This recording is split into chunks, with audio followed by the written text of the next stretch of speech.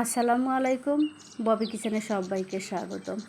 বরাবরের মতো আরও একটা নতুন ভিডিও নিয়ে হাজির হলাম। আমার আজকের রেসিপিতে থাকছে প্যানকেক। এই প্যানকেক বানানো যেমন সহজ, খেতে কিন্তু দারুণ মজার। এই নরম তুলতুলে প্যানকেকটা খুব সহজেই তৈরি করা যায়।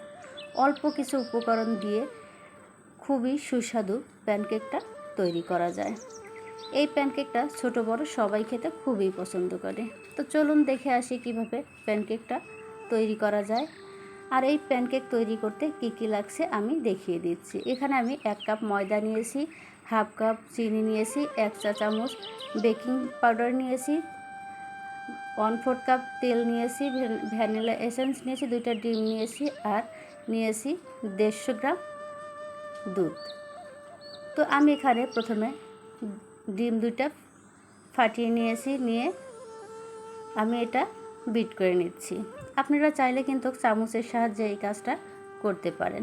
তো আমার কাছে বিটার ছিল আর অল্প সময় ছিল, তাই আমি বিটার দিয়ে বিটটা করে নিয়েছি। তো আমি অল্প অল্প করে চিনি মিশিয়ে দিচ্ছি।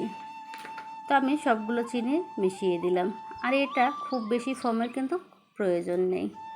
তো এরপরে আমি ভ্যানিলা এসেন্স দিয়ে দিলাম 1 চা চামচ, দিয়ে দিচ্ছি সয়াবিন তেল। তো এরপরে আমি আবারও একটু বিট করে নিচ্ছি। আর এটা খুবই অল্প সময়ে কিন্তু তৈরি করা যায়। এরপরে আমি দিয়ে দিচ্ছি দুধটা দিয়ে আমি আবারও একটু বিট করে নিলাম। এরপরে আমি শুকনো উপকরণগুলো মিশিয়ে দেব। তো আমি প্রথমে ময়দা দিয়ে দিচ্ছি, আর আমি ময়দাগুলো একেবারে দিচ্ছি না। তো এরপরে আমি বেকিং পাউডারটা দিয়ে দিলাম, দিয়ে একটি চালনির সাহায্যে চেলে নিচ্ছি। তো এইভাবে আমি সবগুলো ময়দা এখানে মিক্সড করব।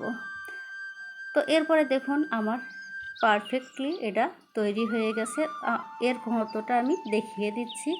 তো দেখেই বুঝতে পারছেন এর ঘনত্বটা কেমন হয়েছে। তো এরপরে আমি চলে যাব চুলায়। তো চুলাতে আমি একটা ফ্রাই প্যান বসিয়ে দিয়েছি।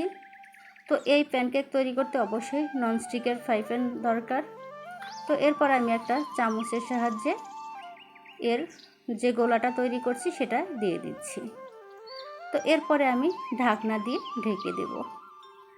আর এই খুব অল্প সময়ে কিন্তু এই প্যানকেকটা তৈরি করা যায়। তো আমার এক পাশ হয়ে গেছে, আমি এটা উল্টিয়ে দেব। আর উল্টিয়ে দিয়ে কিন্তু আমি খুব বেশিক্ষণ রাখবো না, এটা 30 সেকেন্ডের মধ্যে আমি এটা তুলে নেব। তো দেখুন এটা কত সুন্দর হয়েছে আর কালারটা কত সুন্দর এসেছে। তো এইভাবে কিন্তু আমি প্রত্যেকটি প্যানকেক ভেজে নেব।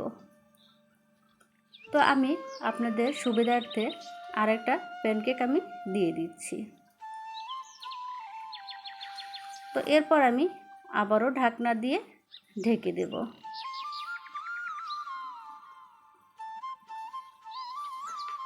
ঢাকনা দিয়ে ঢেকে আমি 2 থেকে 3 মিনিটের মধ্যে আবারও উল্টিয়ে দিচ্ছি, দিয়ে আবারও ঢাকনা দিয়ে ঢেকে 30 সেকেন্ডের মধ্যে আমি এটা উঠিয়ে নিচ্ছি। তো আমার রেডি হয়ে গেছে প্যানকেকগুলো। আর এগুলো এতটা সফট হয়েছে, দেখতে কতটা সুন্দর লাগছে দেখেই বুঝতে পারছেন। তো আমার এই রেসিপিটা যদি ভালো লেগে থাকে অবশ্যই লাইক কমেন্ট শেয়ার করবেন। আর এই ভিডিওটা যদি আমার ফেসবুক পেজ থেকে দেখেন ফেসবুক পেজটাতে ফলো দিয়ে রাখবেন। আর যদি ইউটিউব চ্যানেল থেকে দেখেন ইউটিউব চ্যানেলটাকে সাবস্ক্রাইব করে রাখবেন পরবর্তী ভিডিওগুলো দেখার জন্য। আল্লাহ হাফেজ।